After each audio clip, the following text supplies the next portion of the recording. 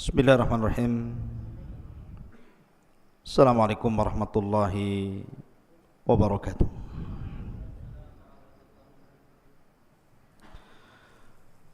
Alhamdulillah. Salatu wassalamu ala Rasulillah wa ala alihi wa sahbihi wa mawalah wa la hawla wa la quwata illa billahi wa ba'du.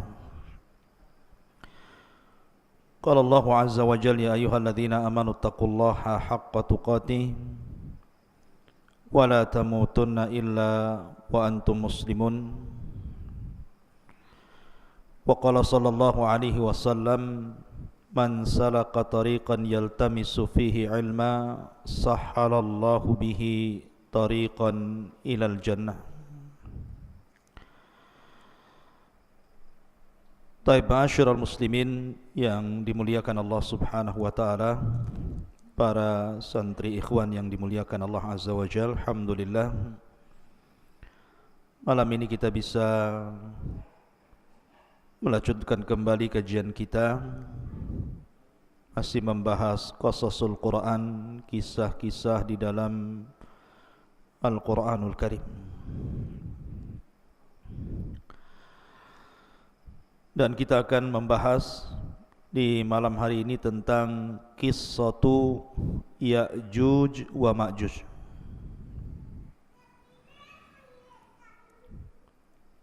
Artinya malam ini kita akan membahas satu tanda dari tanda-tanda kiamat besar. Siapa Ya'juj dan Ma'juj itu? Kemudian kapan keluarnya? Kemudian kalau keluar apa yang akan dilakukannya? Kemudian bagaimana cara menghadapinya dan juga bagaimana wafatnya? Ini yang kita akan bahas 1 jam ke depan. Di dalam surah Al-Kahfi dicantumkan di dalam ayat yang ke-92 dan seterusnya, Allah subhanahu wa ta'ala berfirman, hatta idza balagas baina saddaini wajada min dunihima qauman la yakaduna yafqahuna qawla. Ketika Dzulqarnain sampai di antara 2 gunung, didapatinya di belakang kedua gunung itu ada sebuah kaum yang hampir-hampir Dzulqarnain tidak mampu memahami bahasa mereka. Jadi Raja Dzulqarnain ini satu di antara 4 raja yang menguasai dunia, yang 2 mukmin dan 2 kafir. Adapun yang mukmin yang paling luas kekuasaannya siapa? Nabi Allah Sulaiman. Itu yang paling luas kekuasaannya. Karena kekuasaan Sulaiman bukan bagi bangsa manusia saja, bangsa jin pun dikuasai dia. Baru orang nomor 2 ya Dzulqarnain. Itulah raja yang mukmin, yang beriman kepada Allah, yang sebagian besar dunia dikuasainya. Baru setelah itu yang 2 kafir, Namrud dan Bukhtun Nasr. Lah Dzulqarnain ini menurut riwayat Abdullah ibn Abbas radhiyallahu anhuma keliling dunia sampai menghabiskan waktu 500 tahun lamanya. Sampai suatu ketika Dzulqarnain ini mengarah ke sebuah arah, maka dia kemudian sampai di antara 2 gunung. Lah di balik 2 gunung itu ada sebuah kaum. Masalahnya kaum itu tidak bisa diajak bicara. Kalaupun mereka bisa diajak bicara, Dzulqarnain tidak paham maksudnya. Karena Dzulqarnain baru sampai di tempat itu. Tetapi bagaimanapun Allah Subhanahu wa taala berikan kemampuan kepada Dzulqarnain itu, tsumma atba'a sababa. Jadi Dzulqarnain itu diberikan oleh Allah kemampuan untuk memahami apa yang menjadi sulit bagi dia menjadi mudah. Akhirnya diriwayatkan Dzulqarnain mempersiapkan 10 penerjemah. Yang satu penerjemah ke penerjemah yang lainnya itu beda bahasa. Jadi kaum yang tidak bisa dipahami bahasanya ini kemudian bicara kepada penerjemah pertama dengan bahasa lain. Penerjemah pertama, kedua menggunakan bahasa lain lagi. Penerjemah kedua, ketiga menggunakan bahasa lain lagi, sampai 10 bahasa untuk menerjemahkan keinginan kaum di balik 2 gunung itu. Setelah 10 bahasa, Dzulqarnain baru paham, oh maksudnya apa. Apa maksudnya keinginan mereka? Itu digambarkan dalam Al-Quran. Qalu, mereka mengatakan, ya Dzulqarnaini, inna Ya'juj wa Ma'juj mufsiduna fil ardi fahal naj'alu laka kharjan ala an taj'al bainana wa bainahum sadda. Mereka mengatakan, ya Dzulqarnain, sesungguhnya ada sebuah kaum namanya Ya'juj dan juga Ma'juj. Mereka adalah makhluk perusak di bumi. Maka bolehkah kami membayarmu, memberikan imbalan agar engkau membuatkan antara kami dan mereka sebuah benteng yang sangat besar, biar mereka tidak datang lagi kemari. Kemudian Dzulqarnain mengatakan, qala ma makkani fihi rabbi khairun fa'inuni biquwatin aj'al bainakum wa bainahum radmah. Maka Dzulqarnain berkata, apa yang telah Allah anugerahkan kepadaku jauh lebih baik dibandingkan imbalan kalian. Akan tetapi bantulah aku dengan kekuatan agar aku dapat membuatkan untuk kalian sebuah benteng yang bisa menghalangi kalian dengan mereka. Lihat bagaimana Dzulqarnain membuat benteng di sini. Allah katakan, atuni zubural hadid, datangkan kepadaku potongan-potongan besi. Hatta idza sawa bainas sadafaini, hingga ketika potongan-potongan besi itu telah terpasang sama rata dengan puncak gunung itu. Jadi besi itu ditancap-tancapkan seperti pagar begitu, sampai tingginya sama dengan gunung itu.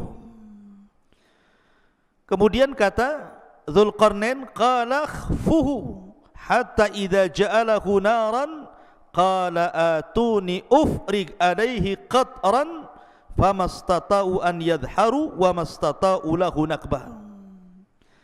Maka Dzulqarnain berkata, tiupkanlah hingga ketika besi itu sudah menjadi merah karena terbakar api. Maka dia mengatakan, berilah aku agar kutuangkan ke atas besi itu tembaga yang sangat mendidih, maka mereka Ya'juj dan Ma'juj tidak dapat mendakinya dan tidak dapat pula melubanginya. Menunjukkan bahwa ini kekuatan yang Allah Subhanahu wa taala anugerahkan kepada Dzulqarnain. Dari sini terjadi perselisihan ulama. Apakah Dzulqarnain itu seorang nabi ataukah bukan? Bagi yang mengatakan bahwa Dzulqarnain seorang nabi, berarti mukjizatnya mampu membentuk sebuah benteng yang menghalangi antara Ya'juj dan Ma'juj dengan kaum yang tidak bisa dipahami bahasanya itu. Tetapi bagi yang mengatakan bahwa Dzulqarnain bukan nabi, itu hanya karamah saja. Allah anugerahkan kepada Dzulqarnain karena keajaiban dunia itu tidak lepas dari 3 perkara: mukjizat, karamah dan sihir. Mukjizat bagi para nabi, karamah bagi para wali, dan sihir bagi para dukun. Yang ingin saya kisahkan bukan kisah Dzulqarnain, tetapi yang saya ingin kisahkan malam ini tentang siapa Ya'juj dan Ma'juj itu. Baik, di dalam hadis Nabi SAW mengatakan, lan taqumas sa'ah hatta yakuna qablaha asyra ayatin tulu'us syamsi min maghribiha wa khurujud dabbati wa khuruju ya'juj wa ma'juj. Dalam sebuah hadis yang dikeluarkan Abi Dawud, Nabi SAW bersabda, tidak mungkin tegak hari kiamat sampai kalian mendapati 10 tanda dari tanda-tanda besar hari kiamat. Dalam hadis ini disebutkan sebagiannya. Pertama, munculnya matahari dari arah barat. Yang kedua, munculnya binatang bumi yang bisa bicara. Dan yang ketiga, Ya'juj dan Ma'juj. Kapan keluarnya Ya'juj dan Ma'juj itu, ikhwan? Dan siapa Ya'juj dan Ma'juj itu? Ada yang mengatakan bahwa Ya'juj dan Ma'juj itu satu bapak dengan kita. Bukan satu bapak satu ibu. Kalau saya dengan antum itu satu bapak satu ibu, dari Adam dan Hawa. Tapi Ya'juj dan Ma'juj itu satu bapak saja, lain ibu dengan kita. Lalu siapa ibunya?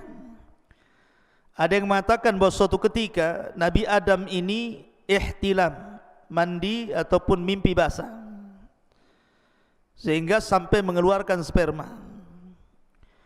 Lah spermanya Adam ini jatuh ke tanah. Rupanya karena jatuh ke tanah itulah akhirnya sperma yang menyatu dengan tanah itu tiba-tiba membentuk manusia dari tanah. Itulah yang disebut dengan Ya'juj dan Ma'juj. Jadi bapaknya Adam, ibunya tanah. Nah, itu pendapat yang pertama. Berarti Ya'juj dan Ma'juj dengan kita itu satu bapak, karena beda ibu. Kalau kita kan satu ibu satu bapak. Kalau mereka satu bapak dengan kita saja. Tapi tentu riwayat ini batil, ikhwan. Karena tidak bisa kita menetapkan sesuatu tanpa dalil. Ini cerita Israiliyat. Ya. Tetapi pendapat yang kuat bahwa Ya'juj dan Ma'juj itu satu bapak satu ibu dengan kita. Dia turunan Adam dan juga turunan Hawa. Allah Subhanahu wa taala berfirman dalam surah Al-Ankabut ayat 15, fa'angjainahu wa ashabas safinati. Kami selamatkan Nuh dan seluruh orang-orang yang ada di perahunya. Dan Allah juga mengatakan dalam surah As-Saffat ayat 77, wa ja'alna dzurriyyatahu humul baqin. Dan kami jadikan seluruh anak turunan Nuh itu yang akan hidup sampai kiamat. Dari sini bahwa Ya'juj dan Ma'juj itu secara nasab itu sampai kepada Nuh alaihi salatu wassalam. Disebutkan bahwa dalam sebuah hadis yang diriwayatkan dalam kitab Al-Musnad ataupun dalam kitab Sunan, jadi Nuh alaihi salatu wassalam itu kan memiliki beberapa putra. Ada 4 putra, tetapi yang satu kafir. Namanya Kan'an, itu kafir, ikut agama ibunya dan mati tenggelam. Adapun yang tersisa adalah Syam, kemudian Ham, kemudian Yafis. Itu 3 putra Nuh yang masih hidup kala itu. Yang ada di perahu Nuh itu pertama Syam, kemudian Ham, kemudian Yafis. Adapun Syam itu disebut Abul Arab, bapaknya orang-orang Arab. Jadi seluruh orang Arab itu turunan Syam. Adapun Ham maka disebut Abu Sudan. Orang-orang Sudan, orang-orang berkulit hitam itu bapaknya siapa? Ham. Adapun Yafis itu Abu Turk, bapaknya orang-orang Turku. Bukan Turki, bukan. Turk itu adalah sebuah bangsa yang kemudian terdiri daripada beberapa bangsa-bangsa, dan itu diisyaratkan ke bangsa Asia kayak kita ini. Itu turunan Yafis namanya. Jadi Turk itu banyak kabilah-kabilah. Lah salah satu kabilah Turk itu adalah Ya'juj dan Ma'juj. Jadi Ya'juj dan Ma'juj itu turunan daripada Yafis, dan Yafis ini putra Nuh alaihi salatu wassalam, dan nasab Nuh sampai kepada Adam alaihi salatu wassalam. Dari sini jelaslah bahwa Ya'juj dan Ma'juj itu manusia sama dengan kita. Dia bukan makhluk yang menyeramkan, bukan monster, bukan apa, bukan, sama dengan kita manusia, turunan Yafis ibn Nuh alaihi salatu wassalam. Ma'asyiral muslimin yang dimuliakan Allah Subhanahu wa taala. Bicara tentang Ya'juj dan Ma'juj tentu juga tidak lepas daripada bicara tentang Dzulqarnain tadi. Karena bagaimanapun yang memenjarakan Ya'juj dan Ma'juj itu Dzulqarnain. Sedikit saya akan jelaskan secara singkat tentang Dzulqarnain biar antum paham. Dzulqarnain ini ikhwan adalah seorang raja yang menguasai dunia. Tadi saya katakan perselisihan ulama tentang Dzulqarnain, apakah dia nabi ataukah dia bukan, bahkan ada yang mengatakan dia malaikat. Tapi pendapat ini tidak benar. Dzulqarnain manusia, tetapi diperselisihkan apakah dia nabi atau bukan, dan yang rajih dia bukan nabi. Dan Dzulqarnain itu hidup di zaman Ibrahim. Ingat, Dzulqarnain hidup di zaman Nabi Ibrahim alaihi salatu wassalam. Bahkan dikatakan oleh Ibnu Utsaimin rahimahullahu taala bahwa Dzulqarnain pernah tawaf bersama Ibrahim, dan dialah yang menjadikan Dzulqarnain itu masuk Islam. Jadi yang mendakwahkan dakwah tauhid kepada Dzulqarnain itu Nabi Ibrahim, sampai akhirnya Dzulqarnain masuk Islam, kemudian menjadi raja dunia, dan dia pernah tawaf bersama Nabi Ibrahim alaihi salatu wassalam. Ada yang mengatakan bahwa Dzulqarnain adalah Iskandar Yunan, atau disebut dengan Iskandar Al-Maqduni. Ini tidak benar. Memang Iskandar Yunan atau Iskandar Al-Maqduni yang dia punya guru namanya Aristoteles. Antum pernah dengar Aristoteles itu pendiri pemahaman filosof. Ya, kalau disebut dengan filosof Yunan itu artinya didirikan oleh Aristoteles. Nah, itu nanti ada murid-muridnya Plato dan yang lainnya. Ya. Lah Aristoteles ini seorang Yunan, dialah yang kemudian menjadi guru besarnya Iskandar Al-Maqdun atau disebut dengan Iskandar Al-Yunan. Memang di zaman itu Iskandar Al-Yunan Al-Maqdum itu menguasai dunia. Jadi banyak setelah dia mengalahkan Persia, Romawi dan banyak bangsa-bangsa dikalahkan, sehingga orang menganggapnya dia Dzulqarnain karena menguasai barat dan timur, utara dan selatan. Sehingga sebagian orang mengatakan bahwa Dzulqarnain adalah Iskandar Al-Maqdun yang dididik oleh Aristoteles tadi dan seorang filosof Yunan. Tidak benar. Kenapa tidak benar? Pertama, dari segi zaman sudah berbeda. Dzulqarnain itu di zaman Nabi Ibrahim, sementara Aristoteles ini jauh, ya, jauh dibandingkan di zaman Nabi Ibrahim. Dia berabad-abad, dari mana enggak ketemu. Yang kedua, Dzulqarnain ini seorang muslim, orang yang bertauhid kepada Allah Azza wa Jalla, sementara Al-Iskandar Al-Maqdun atau Yunan itu kafir, sehingga enggak ketemu. Dari segi agama saja tidak ketemu. Maka Dzulqarnain ya Dzulqarnain, orangnya lain. Kemudian Iskandar Al-Yunan atau Al-Maqdun ya Iskandar Al-Maqdun, lain lagi. Maka jangan disamakan, itu dua orang yang berbeda. Intinya bahwa Dzulqarnain adalah seorang raja, seorang muslim, masuk Islam di tangan Nabi Ibrahim alaihi salatu wassalam, kemudian menjadi raja dan menguasai dunia. Lah di zamannya inilah Ya'juj dan Ma'juj kemudian dibenteng oleh dia sehingga tidak bisa keluar. Adapun tentang sifat Ya'juj dan Ma'juj itu, bagaimana bentuknya sebenarnya? Ibnu Hajar rahimahullahu taala menyebutkan beberapa pendapat para ulama tentang bentuk fisiknya Ya'juj dan Ma'juj itu. Kata beliau bahwa ada sebagian orang mengatakan bahwa Ya'juj dan Ma'juj itu badannya seperti syajaratil aruz, seperti pohon aruz.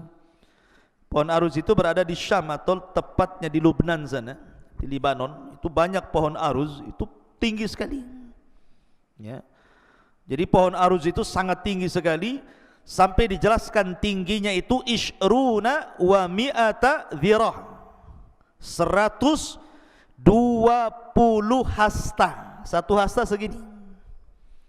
Kalau 120 hasta, Kalau 120 bagi 2 berapa? 60. Berarti 60 meter. Karena satu hasta itu setengah meter. Berarti tingginya Ya'juj dan Ma'juj itu 60 meter. Masjid ini saja baru 10 meter. Berarti 6 kali tingginya masjid ini. Berarti tinggi sekali Ya'juj dan Ma'juj itu. Raksasa kan begitu ya. Ini satu pendapat. Jadi Ya'juj dan Ma'juj itu setinggi itu karena dimisalkan dengan pohon arus yang ada di Syam, di Lubnan sana. Ini satu pendapat. Pendapat yang kedua bahwa Ya'juj dan Ma'juj itu simfun arba'atu adru fi arba'ati adru. Satu dira, satu hasta. Jadi dia tingginya 4 hasta, lebarnya 4 hasta. Nah, jadi kotak itu jadinya. Ya. Jadi bentuk Ya'juj dan Ma'juj itu 2 meter tingginya, kemudian panjangnya juga 2 meter, lebarnya 2 meter, tingginya 2 meter. Jadi kayak kardus jadinya. Ya. Jadi itu ada juga yang mengatakan Ya'juj dan Ma'juj itu seperti itu. Kemudian juga ada yang berpendapat simfun yaftarishuna adhanahum wa yaltahifuna bil ukhra. Jadi Ya'juj dan Ma'juj itu punya telinga besar sekali. Telinganya besar sekali, panjang. Jadi satu telinga digunakan untuk selimut dia kalau dia tidur, maka satu telinganya lagi digunakan untuk membunuh, untuk menyerang. Nah, ini kayak apa ini? Telinganya besar sekali. Ya. Kemudian juga ada yang mengatakan bahwa Ya'juj dan Ma'juj itu tuluhum shibrun aw shibraini wa atwaluhum salasata ashbar. Paling tinggi 3 jengkal segini. Nah, seginilah, segini. Ada juga yang 2 jengkal, ada juga 1 jengkal segini. Tingginya itu. Berarti manusia kerdil. Tapi sekali lagi ini hanya pendapat. Tidak didasari dalil-dalil sama sekali, ini hanya dinukilkan dari kisah Israiliyat. Jadi Al-Hafidh Ibnu Hajar menukilkan pendapat tentang bentuk Ya'juj dan Ma'juj ini adalah semuanya riwayat dhaifah, tidak ada yang sahih. Lalu yang sahih seperti apa? Yang sahih diriwayatkan dalam sebuah hadis dari Ibnu Harmalah, dari bibinya yang diriwayatkan oleh Imam Ahmad dalam musnadnya. Ini bentuk fisik asli yang sahih ini.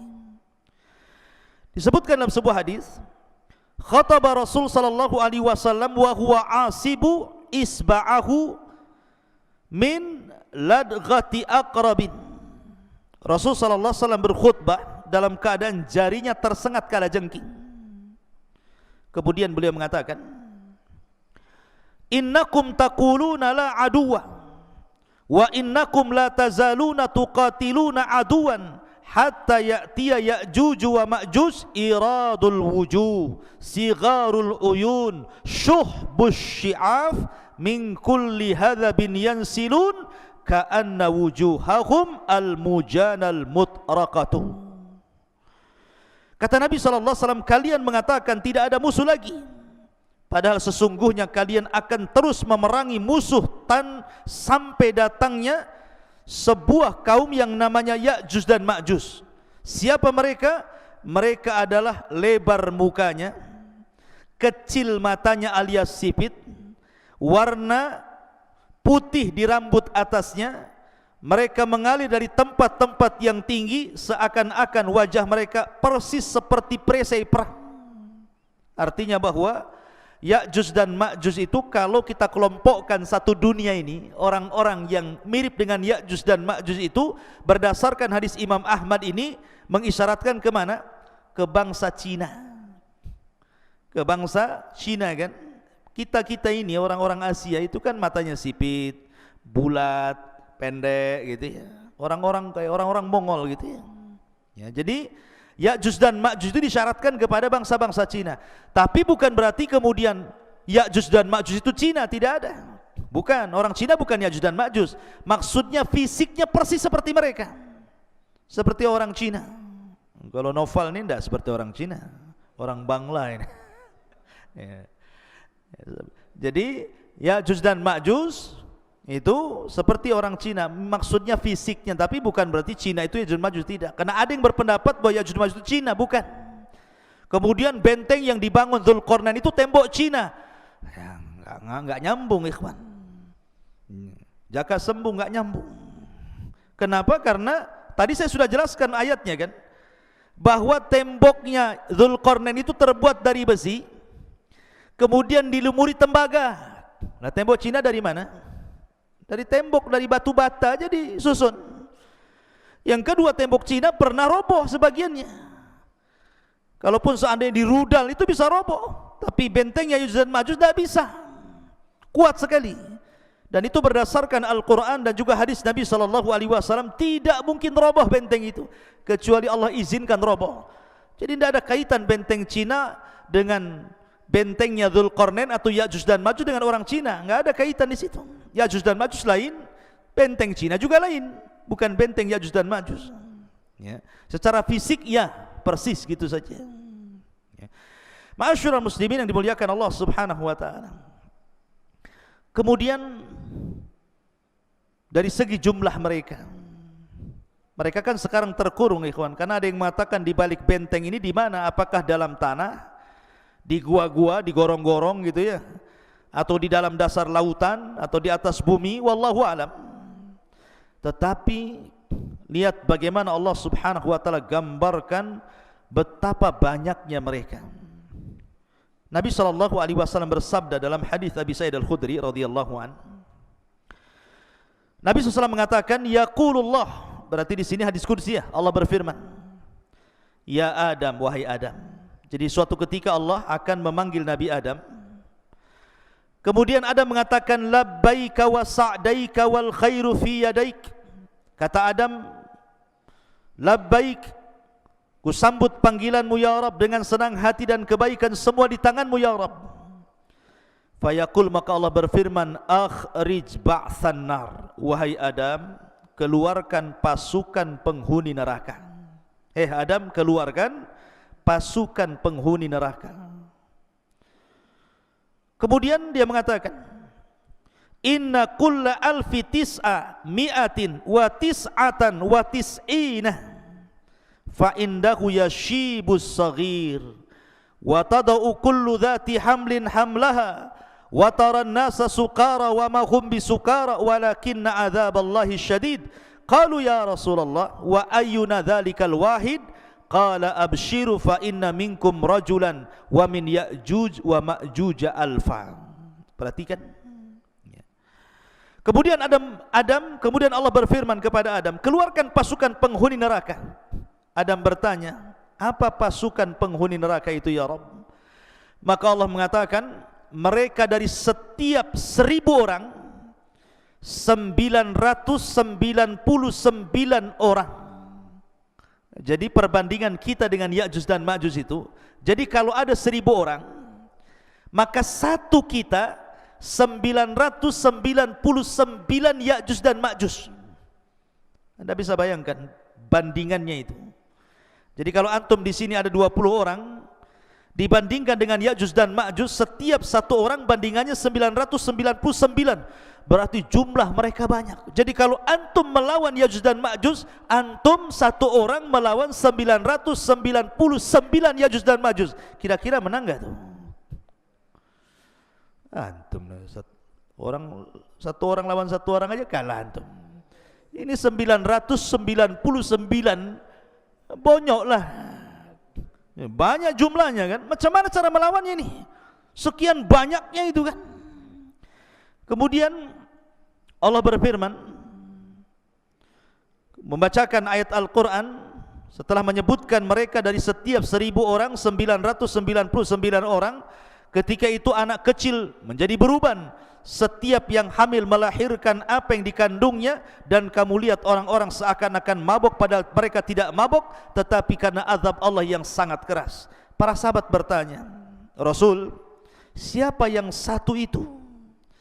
Maka Nabi SAW mengatakan, bergembiralah, sesungguhnya penghuni neraka itu satu di antara kalian, dan Ya'juj dan Ma'juj 1000 dari mereka. Artinya dari 1000 orang itu satu di antara kita, 999 dari mereka. Menunjukkan penghuni neraka banyak sekali.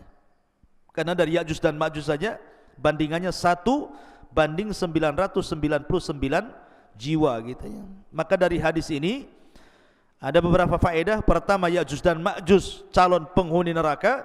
Yang kedua, jumlah mereka besar. Dan yang ketiga, mereka adalah turunan Adam alaihi salatu wassalam. Ada hadis, tetapi memang dilemahkan sebagian para ulama, yang mengatakan bahwa Ya'juj dan Ma'juj itu, jelaskan, Ya'juj ummatun wa Ma'juj ummatun, kullu ummatin arba'atu alafin ummah, la yamutur rajulu minhum hatta yanzura ila alfi dzakarin min sulbihi kulluhum qad hamala silah. Jadi ada hadis yang mengatakan satu orang Ya'juj dan Ma'juj itu tidak akan mati, tidak akan mati sampai dia melahirkan anak cucunya, sampai jumlah mereka itu 1000 orang, baru mereka mati. Jadi kalau Ya'juj dan Ma'juj ini mati, pasti sudah memiliki anak cucu dan jumlahnya 1000 orang, dan mereka sudah siap berperang dengan senjata mereka. Tapi hadis ini lemah ya. Tapi masyhur dalam kisah-kisah Ya'juj dan Ma'juj kalau dijelaskan oleh para ulama. Taib. Sekarang pertanyaannya, ada di mana Ya'juj dan Ma'juj itu sebenarnya? Karena di masa Khalifah Abbasiyah, di masa Khalifah Abbasiyah ketika itu yang memimpin siapa? Al-Wathiq. Jadi para khalifah di zaman itu berusaha mencari-cari tahu di mana sih letak Ya'juj dan Ma'juj itu, ada di mana sebenarnya? Ada di hutan Jabal Uhud kah? Ada di mana kah? Kita tidak tahu. Tapi yang jelas bahwa khalifah-khalifah di zaman dulu itu berusaha mencari tempat di mana Ya'juj dan Ma'juj itu. Lah salah satunya Khalifah Abbasiyah Al-Wathiq mengirim sebuah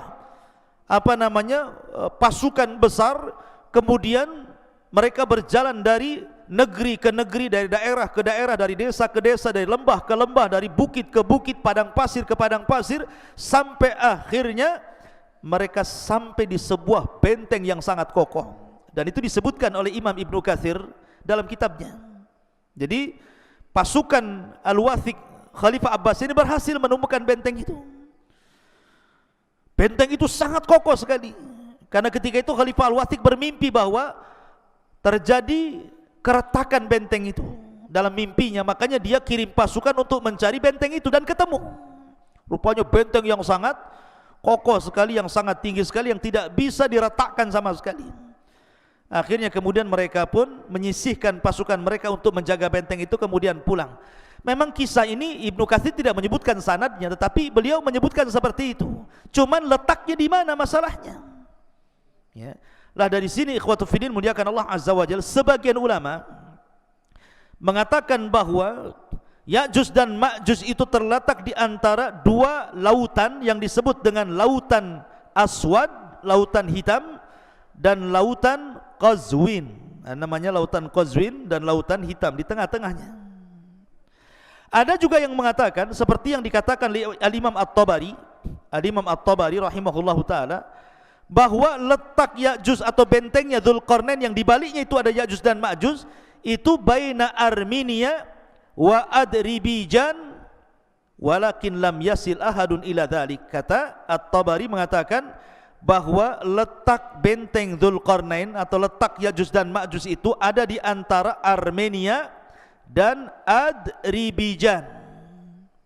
Antara Armenia dan Adribijan, mungkin kalau sekarang mungkin dekat Georgia namanya, Georgia gitu ya.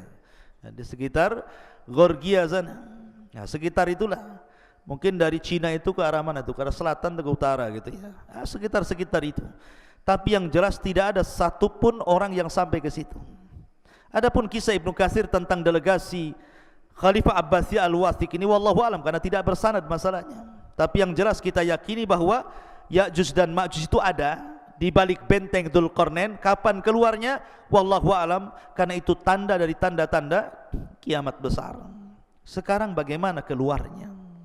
Bagaimana cara keluarnya? Ma'asyiral muslimin yang dimuliakan Allah Azza wa Jalla, saya akan runut Satu tanda kiamat sebelum keluarnya Ya'juj dan Ma'juj. Kita tahu bahwa sebelum keluarnya Ya'juj dan Ma'juj itu dari tanda-tanda kiamat besar adalah keluar Dajjal. Dajjal dulu ya. Dajjal dulu keluar, baru kemudian Ya'juj dan Ma'juj. Jadi Dajjal ini fitnahnya adalah fitnah agama. Jadi Dajjal itu fitnahnya fitnah agama. Fitnah agama artinya bahwa Dajjal ini sama sekali tidak merusak seperti Ya'juj dan Ma'juj. Memang murni fitnah agama. Tidak ada kaitan dengan Ya'juj dan Ma'juj. Ya.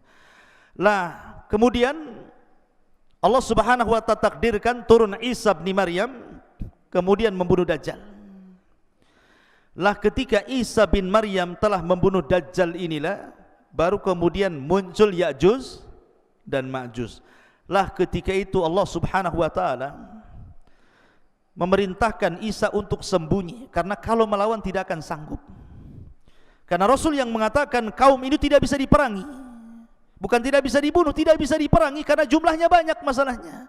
Tadi saya katakan kalau antum melawan Ya'juj dan Ma'juj berarti satu dari antum melawan 999. Macam mana cara membunuhnya? Yang ada kita yang dibunuh mereka gitu ya. Makanya karena saking banyak jumlahnya itulah makanya Rasul sallallahu alaihi wasallam bersabda bahwa kaum ini tidak bisa diperangi. Makanya kenapa Allah Subhanahu wa taala merintahkan Isa untuk membawa pasukan kaum muslimin sembunyi di Bukit Tur. Enggak usah dilayan. Kalau kau maksa perang pasti kalah. Ya. Akhirnya kemudian Isa hanya bertawakal kepada Allah Azza wa Jal sampai akhirnya mereka kelaparan di bukit itu sampai kepala kerbau jauh lebih berharga dibandingkan emas dan perak karena mereka nggak bisa keluar, dikepung saking banyaknya Ya'juj dan Ma'juj itu. Ya. Lah dari sini ikhwatu fillah muliakan Allah Azza wa Jal, Allah Subhanahu wa taala berfirman ataupun hadis Nabi sallallahu alaihi wasallam dari Sam'an, dari Nawas ibn Sam'an, idh awhallahu ila Isa, Allah Subhanahu wa ta'ala mewahyukan kepada Isa bin Maryam, inni qad akhrajtu ibadan li la yadani li ahadin biqitalihim faharriz ibadi ila Tur. Sesungguhnya aku mengeluarkan hamba-hambaku yang tidak ada kemampuan bagi seorang pun untuk memeranginya. Biarkanlah mereka hamba-hambaku menuju Tur. Jangan dilayan Ya'juj dan Ma'juj itu. Wa yab'atsullahu Ya'juj wa Ma'juj wa hum min kulli hadabin yansirun. Maka Allah Subhanahu wa taala mengeluarkan Ya'juj dan Ma'juj, mereka mengalir dari setiap ketinggian seperti bah api saking banyaknya. Fayamurru wa awailuhum ala buhairatit tabariyah fayashrabun ma fiha wa yamurru akhiruhum fayaquluna laqad kana bihadhihi marratan ma. Kemudian mereka melewati danau Tabariyah. Jadi satu kloter Ya'juj dan Ma'juj yang baru keluar dari benteng itu sampai di danau Tabariyah. Lah benteng Ya'juj dan Ma'juj itu kan sudah retak tuh. Rasul sallallahu alaihi wasallam di zamannya saja ada bolongan seperti ini bentengnya. Jadi Ya'juj itu bisa ngeker tuh dari dalam tuh. Jadi apa yang di luar dikeker gitu ya. Tapi tidak bisa keluar. Jadi kelompok yang pertama keluar itu mereka melintasi sebuah danau yang disebut dengan Danau Tiberias, Danau Tabariyah dalam bahasa Arab, dalam bahasa kita Tiberias itu. Mereka minum sampai kering, tidak ada sisa air itu, padahal baru sedikit itu yang keluar. Kemudian kloter yang kedua datang dan mengatakan, sungguh dulu di sini banyak airnya, kenapa kemana air ini? Padahal sudah diminum oleh kloter pertama. Saking banyaknya, bayangkan. Minum pun semuanya diminum dia. Lewat danau diminum dia, lewat got diminum dia, semua diminum dia. Karena mereka enggak pernah melihat air seperti itu kan, mereka terbenteng dalam benteng. Kemudian qalu, aduh, Bang Karim ini ganggu saja nih. Qalu, mereka mengatakan, ya dzal qarnaini inna Ya'juj wa Ma'juj mufsiduna fil ardi fahal naj'alu laka kharjan ala an taj'al bainana wa bainahum sadda. Kemudian Dzulqarnain mengatakan, sesungguhnya Ya'juj dan Ma'juj mereka perusak di permukaan bumi. Jadi ikhwan, ketika Ya'juj dan Ma'juj keluar itu, Ya'juj dan Ma'juj itu fitnahnya berbeda dengan Dajjal. Kalau Dajjal itu kan fitnah agama. Kamu kalau ikut saya senangkan. Tapi kalau tidak ikut saya bunuh kau. Bahasanya seperti itu. Ataupun mungkin fitnah yang lain. Fitnah dabatul ar gitu ya. Fitnah binatang yang melata dari perut bumi, tugasnya stempel saja, mukmin kafir gitu. Tapi Ya'juj dan Ma'juj ini memang asli merusak. Tidak ada hubung kait dengan agama. Pokoknya keluar saja, dia dibantainya semua orang yang di luarasnya. Lihat pohon ditebang, lihat bangunan dirobohkan, lihat air disedot airnya, lihat lautan habis dimakannya. Pokoknya semua yang ada di depannya dihancurkan dan tidak dibangun lagi. Jadi tugasnya yang merusak saja. Semua dirusak, hutan dirusak, bangunan dirusak, orang dibantai. Bahkan ada yang mengatakan bahwa kalau dia membunuh di luarasnya bukan hanya dibunuh, dimakan bangkainya. Jadi mereka itu kanibal, memakan. Bahkan sesama mereka pun mereka memakan. Bagi mamanya Ya'juj dan Ma'juj meninggal, salah satu di antara mereka dimakan jasadnya. Sampai seperti itu gitu ya kerusakannya. Jadi ngeri gitu ya. Ya'juj dan Ma'juj itu, makanya wajar kalau seandainya tidak ada satupun ras di luar Ya'juj dan Ma'juj kecuali mereka akan dibantai, dibunuh, dimakan. Kecuali yang sembunyi, mereka selamat. Kalau enggak sembunyi mereka tidak selamat.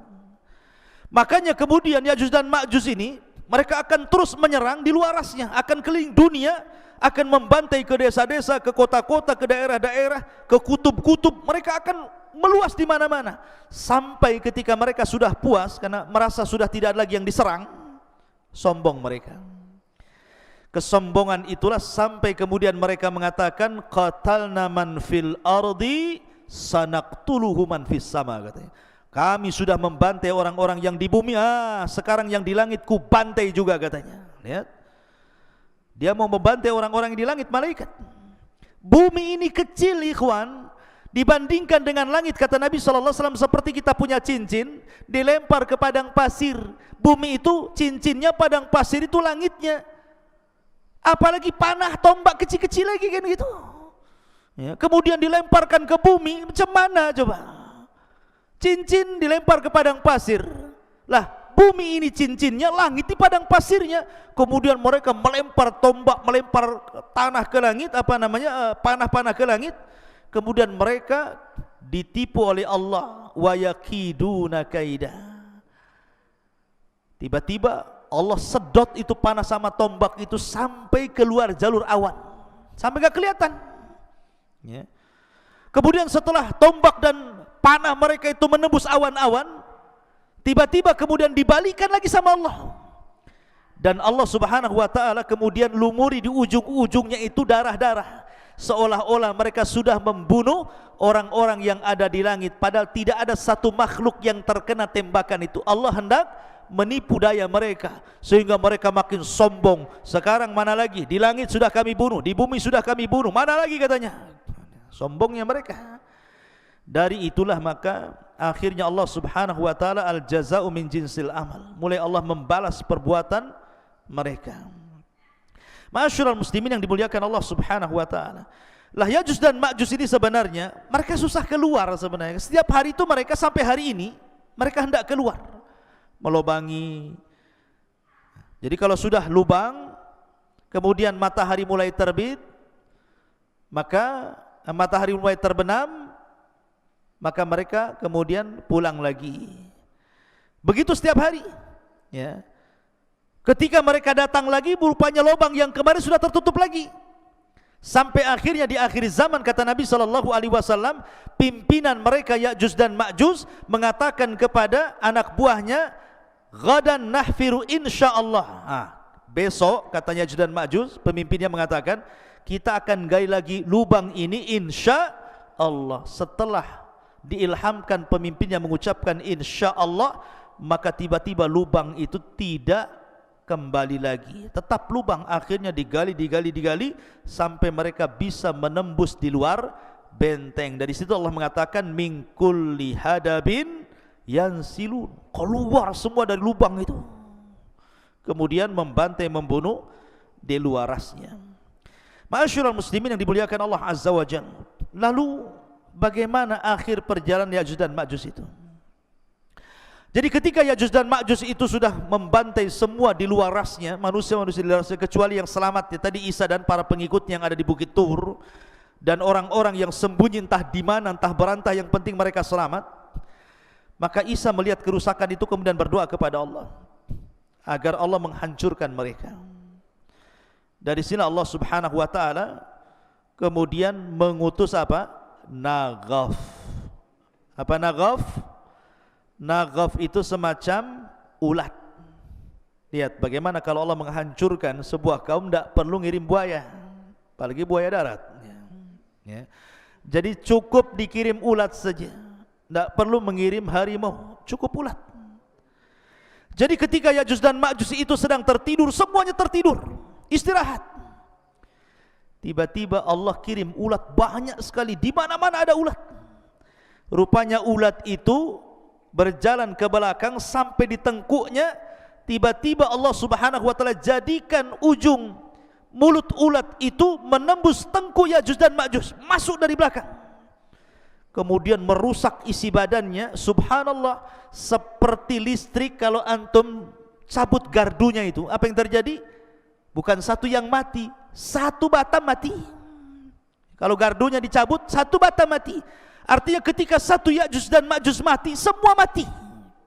Bukan ini dulu mati, besok ini, minggu depan ini, enggak ya. Jadi satu mati, mati semua. Subhanallah, coba bayangkan bagaimana Allah Subhanahu wa taala bisa mewafatkan Ya'juj dan Ma'juj dalam satu waktu. Tidak harus menunggu hari ini, besok, bulan, enggak. Satu mati semua. Subhanallah. Dan bangkainya Ya'juj dan Ma'juj setiap satu bengkal ada, satu jengkal ada, satu jengkal, karena jumlah mereka banyak. Sehingga Isa bin Maryam kebingungan ketika melihat jusas, bangkai-bangkai Ya'juj dan Ma'juj yang berserakan di sana sini. Maka kemudian Isa pun berdoa kembali untuk Allah membersihkan mereka. Dikirimlah burung-burung unta, burung-burung besar seperti unta. Kemudian diangkatlah jasadnya. Dalam riwayat Musnad Imam Ahmad, dilempar ke lautan, entah berantah laut mana. Yang jelas bukan laut Batam sini, yang jelas laut mana. Sampai bersih bumi. Yang namanya bangkai dibuang tetap masih ada sisanya. Maka Isa berdoa lagi agar betul-betul Allah Subhanahu wa taala membersihkan bumi. Maka Allah kirimkan hujan, sampai hujan ini membuat banjir, sehingga sisa-sisa Ya'juj dan Ma'juj masuk ke sungai-sungai, masuk ke solokan, masuk ke laut-lautan. Akhirnya betul-betul bersih bumi. Allah kembalikan bumi seperti di zaman Adam. Pohonnya besar-besar, sampai pohon delima, satu buah, satu kampung bisa masuk ke cangkangnya. Bisa bayangkan, pohonnya besar, satu buah delima, itu kalau dibelah, satu kampung bisa masuk ke cangkangnya itu, sambil makan di dalam. Kalau delima sekarang segede gini, sudah kecut lagi, kecil gini. Jadi nanti di akhir zaman itu delima itu, ruman itu besar sekali, ya, bisa puluhan masuk di situ. Karena Allah suburkan kembali sebagaimana di zaman ketika awal bumi dihidupkan, subur. Dari sini akhirnya Isa bin Maryam mulai membawa pasukan Imam Mahdi yang sudah meninggal, memimpin dunia, mematahkan salib, kemudian membunuh babi, kemudian menegakkan keadilan. Bagi yang tidak mau ikut syariat Islam maka akan dibantai, bagi yang ikut maka selamat. Sampai akhirnya Isa pun haji. Setelah haji kemudian Isa bin Maryam meninggal dunia. Hanya 7 tahun setelah itu Isa bin Maryam meninggal dunia. Nah, itu diantara kisah Ya'juj dan Ma'juj yang disebutkan dalam surah Al-Kahfi. Wallahu a'lam. Mudah-mudahan ada manfaatnya sebagai pengetahuan. Subhanakallahumma bihamdika asyhadu an la ilaha illa anta astaghfiruka wa atubu ilaik. Allahu ta'ala. Assalamualaikum warahmatullahi wabarakatuh. Intinya bahwa tolong berakhlak kepada Allah. Membahas tafsir dari surah Al-Imran. Lahirlah Imam Muslim, Abi Dawud, Tirmidzi, Ibnu Hibban. Jadi ketika Yunus alaihi salatu wassalam terkena undian itu,